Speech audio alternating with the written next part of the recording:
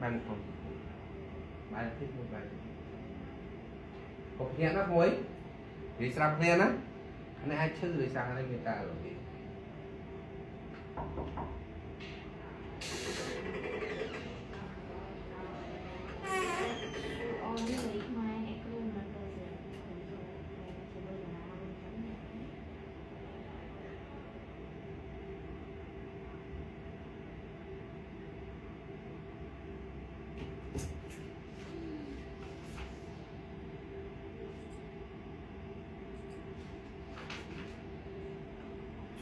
từ đấy muối.